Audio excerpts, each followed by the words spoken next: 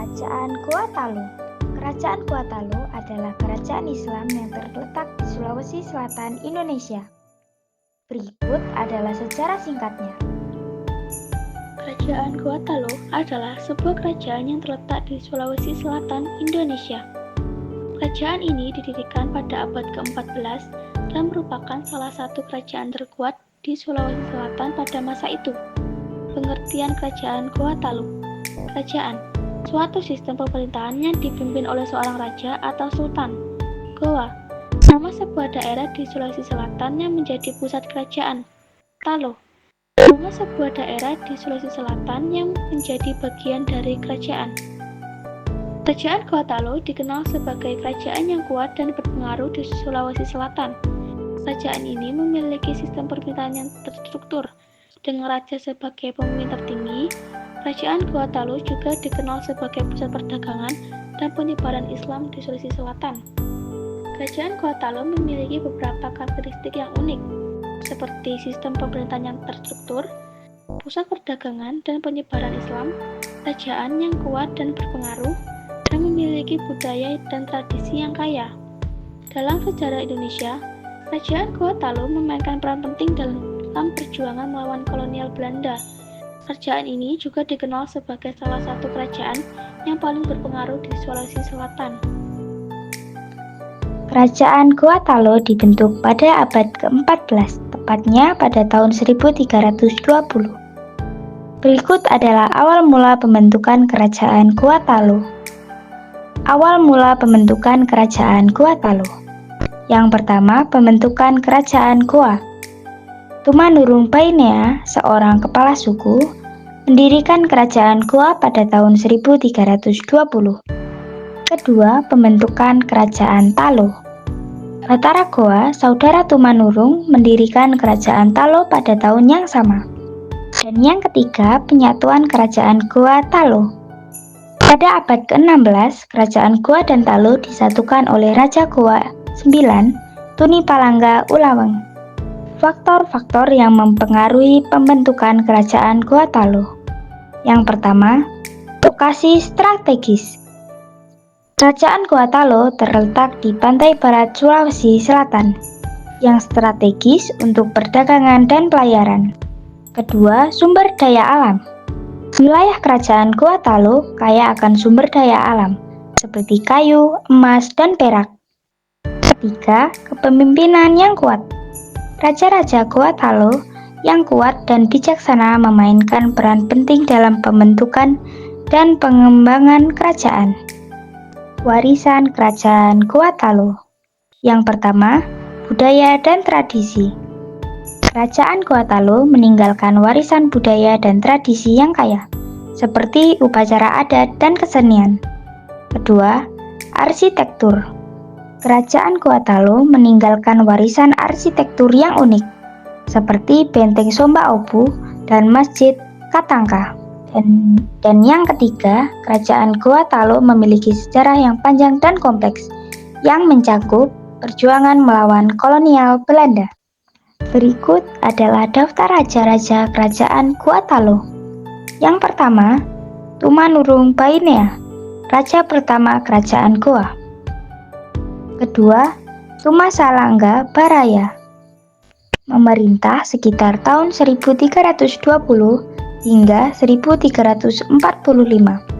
Ketiga, Ipwang Loe Lembang, berkuasa antara 1345 hingga 1370.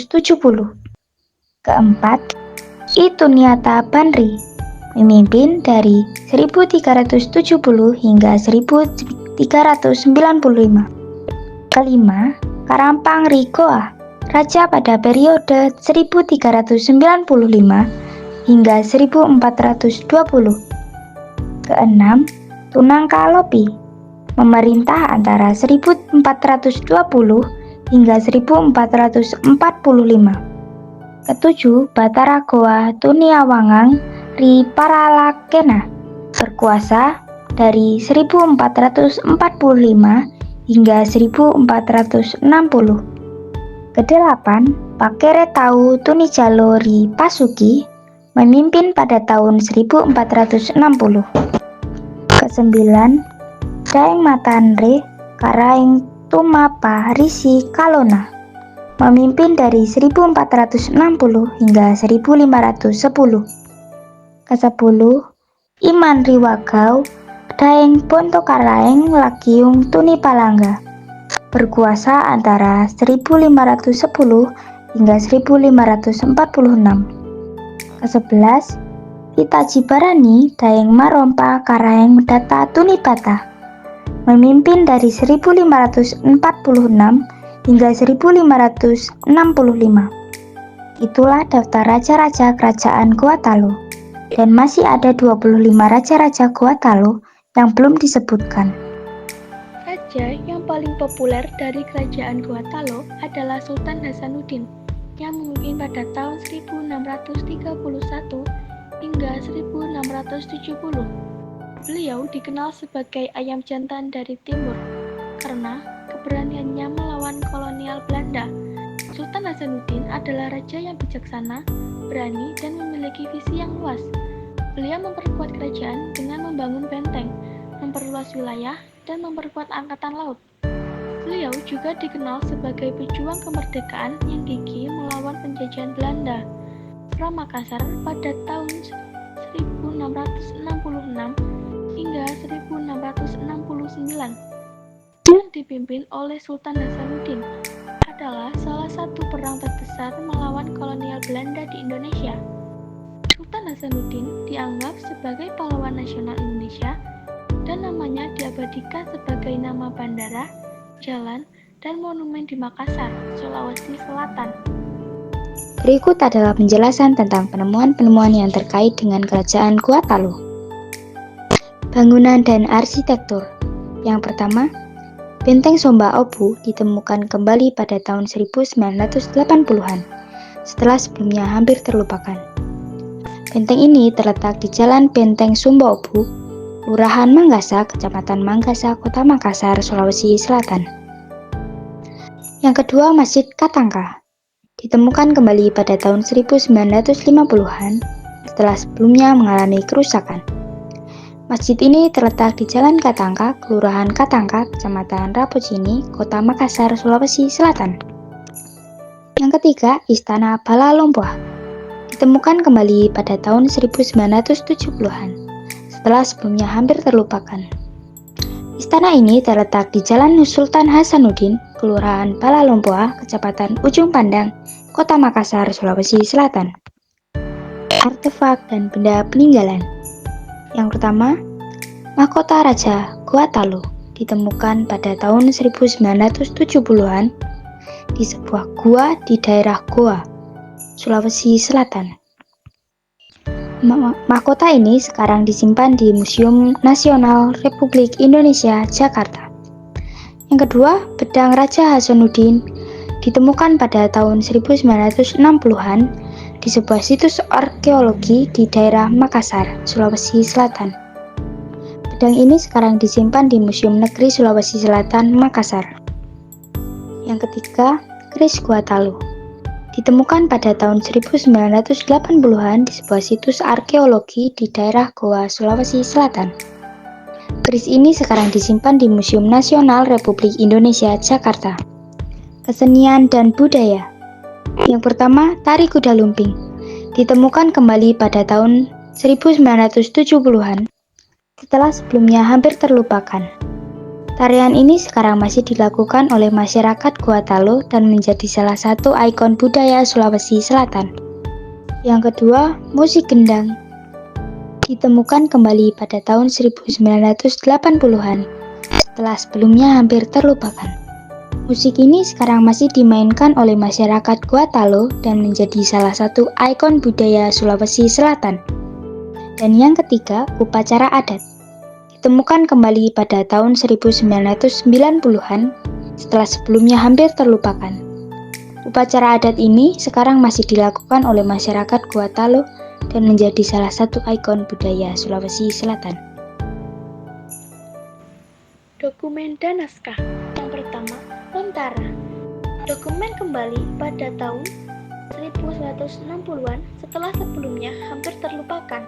Lontara ini sekarang disimpan disimpan di Perpustakaan Nasional Republik Indonesia, Jakarta. Kedua, Kitab Tagaligo ditemukan kembali pada tahun 1970-an. Setelah sebelumnya hampir terlupakan, kitab ini sekarang disimpan di Perpustakaan Nasional Republik Indonesia, Jakarta.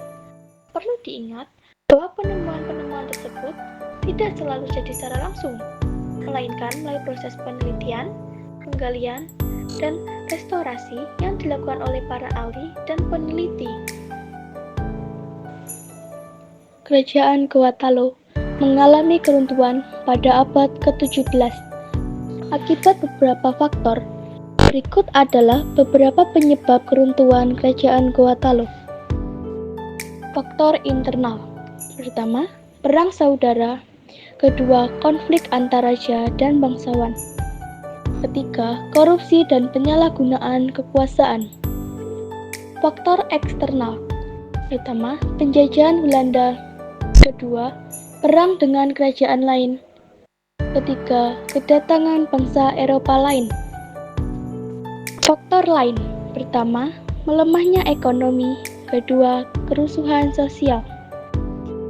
Keruntuhan Kerajaan Gorontalo pada akhirnya menyebabkan Sulawesi Selatan jatuh ke tangan penjajahan Belanda.